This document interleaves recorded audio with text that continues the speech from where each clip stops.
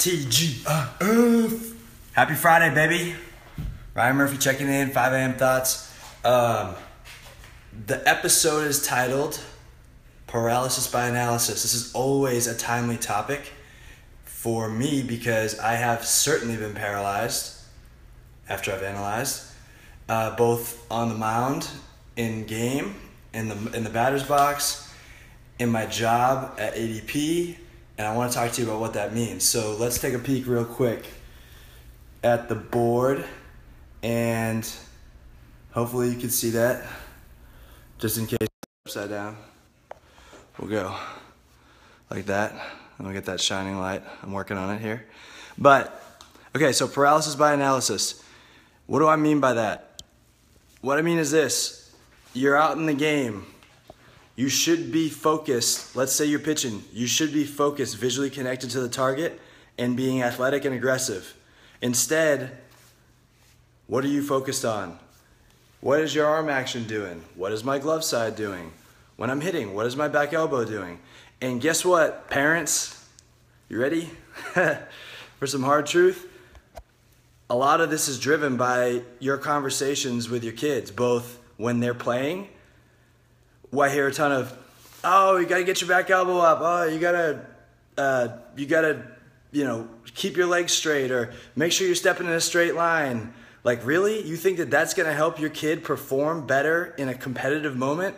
If you do, you're wrong. You're really wrong. I can speak from experience and tell you that if you're paying attention to any type of mechanical thought in game, you are screwed. Officially here to tell you that if you are paying attention to any type of mechanics, you're screwed. Here's why. Your body, you've got your central nervous system, you've got your body operates amazing processes without you having to think about it. Your brain is multitasking. It's triggering your eyes, and your eyes are able to see through peripheral vision and balance yourself. You can flip off a light switch while at the same time you're going ahead and typing or you're writing notes. Like, you can do multiple things at one time. You don't have to think about that. You don't have to think about breathing. You don't have to think about your heart pumping blood throughout your body, keeping you alive. Your body's an amazing thing. Your subconscious is an amazing thing. And when you're out in the game, that's the time to trust whatever it is that you've got that day. When you're out on a sales call, trust whatever it is you've got that day. Whatever preparation you've done is all that that's all you can do. Whatever you've got now, you're going with it, baby. You're going to war with it, right? That would be like the equivalent of you're out in, war is fought differently now, but I think about the American Revolution, the Brits against the rebel army. And you think they're going out and worried about their technique when they're trying to fire a musket ball and kill somebody?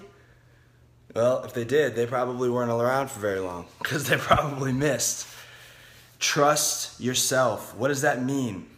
3 questions you ask yourself. Am I visually connected to the target? Yes or no? And when I say target, if you're pitching, I'm talking about the glove or a small spot within the glove. If you're hitting, I'm talking about the ball. Am I athletic? Am I aggressive? That's it. Next pitch, repeat. It's nothing crazy. The people at the highest level aren't sitting there thinking about crazy things because you cannot perform like that. You start to, paralysis by analysis, here's a good analogy. When you're doing work and you start to notice yourself starting and stopping, starting and stopping, starting and stopping, because you're worried about trying to say the right thing, or who's done this? You're making cold calls and you're going, ooh, well, let me just find out a little bit more information about the company. What if I don't have all the right information? Ooh, what if I call somebody and ask and that's the wrong name? Seriously? Just go. Like, go. You'll figure it out. Yeah, people might get pissed. You'll figure it out. You're writing an email. Oh my gosh, I want to say the exact perfect thing, or else just write the email. A typo? If somebody's not going to do business because of a typo, I'm sorry. That's not, in my mind, that's dumb. And if they don't want to do business with me because of a typo, then look, but nothing I can do about it. I'm not going to sit here and churn out and sit there and spend 25 minutes writing one email. It's going to kill my ability to be productive and efficient throughout the course of the day. So that one person that's going to be offended by that one typo, move on. That's my attitude. Okay, so I want to talk about then how do we look at this as far as where does this go? So paralysis by analysis and then mindset. We always talk about mindset being king for everything. It's at the top of the hierarchy because your brain and the way that you think, the way that you perceive the thoughts that you have and the information that you feed your brain is going to be key to your ultimate success. So we talk about two mindsets. We got the training mindset right here and we got the trusting mindset right here. Okay, here's the deal. For competition's sake, get my little pen here. For competition's sake, we want to be right over here.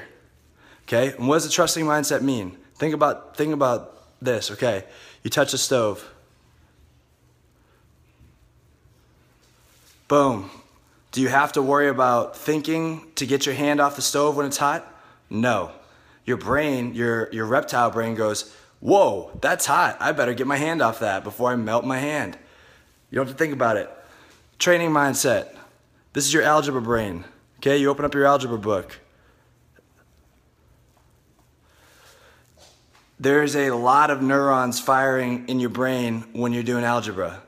Or if you're like me and math maybe wasn't your thing, the neurons weren't firing so strong. But here's the issue. We spend so much time as a society, and I see it a lot in baseball, but I see it a lot in business too, in the training mindset. But then when we're asked to go compete, we should be over here, but we have no foundation of over here because we don't have any moments where we ever trust ourselves during practice. So where do we default to? Our training mindset. Again, I know I'm supposed to say this thing right or that thing right if you're in a sales call. Or, I'm playing baseball and and I'm thinking about the mechanics I worked on with my pitching coach on Tuesday through Thursday because all of our bullpens were focused on mechanics and we never had any moments where we just were athletic and aggressive and attacking the glove. If you don't establish, this is my contention, I started to have a lot more success, and believe me, I know there's a lot of people who've had a lot more success than me, but I've personally had a lot more success when I started to understand this concept.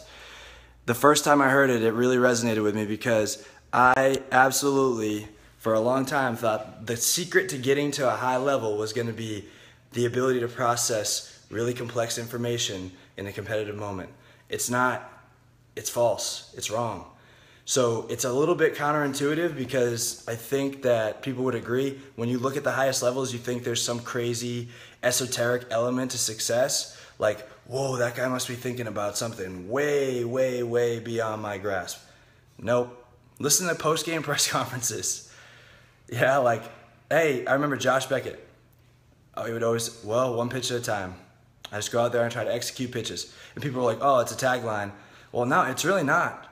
Like, at the highest level, the people who go just trust and they go and they're comfortable with making aggressive mistakes because they know that their trust mindset, their foundation, is going to serve them better than walking into a situation where it's time to compete and they've got a bunch of things maybe I should do this, maybe I should do this. And then you end up being somebody other than you. You lose your authenticity. You lose your ownership of that moment. And once you give that away, you're screwed. So what I'm telling you is this. My experience has been from coaching, from performing in business-to-business sales, and then also from being able to compete myself and really having struggled a lot competing at various times in my career, for sure. Like, when I'm spending time in the training mindset, the analytical mindset, and by the way, I have to work hard to avoid that because that's my tendency. When I'm instead in the trusting mindset, things go a lot better for me. Perfect does not exist. Like, just get it through your head. Perfect does not exist. If you are trying to be perfect, you are in the wrong mindset. You are thinking analytically, and your brain is going to be so overloaded with trash that you're essentially going to be trying to drive with the emergency brake on. Get rid of the emergency brake, put the pedal to the metal, and trust that you've already got God-given abilities that are unique, that are compelling. Bring your passion, bring your energy, and go. I'd be very interested to hear feedback. If there's people that are watching, appreciate those that have tuned in. I'd love to hear more about if you've had experiences, because I'm a pragmatist. So if somebody wants to say, hey, Ryan, I actually have had a lot of success in a moment of performance when I've been consciously thinking about a lot of different things, when I've had my algebra brain turned on, versus, hey, versus the trusting mindset, which is, again, the brain where you just touch the stove and you don't need to think about that. Or you bang anybody ever stubbed their toe? How much did you have to sit there and think about analytically what just happened? No, you're like, that hurt, man. Ow. That's what we're going for. Competition equals trust. And if you don't have trust built in more often than train in your practice, my contention is you're gonna struggle. Thank you guys for your time. I really appreciate it. Please like, share, and ask questions, and have a fantastic Friday. Holly, you got it right. Good call. You hit it right on the head. Thank you guys for watching.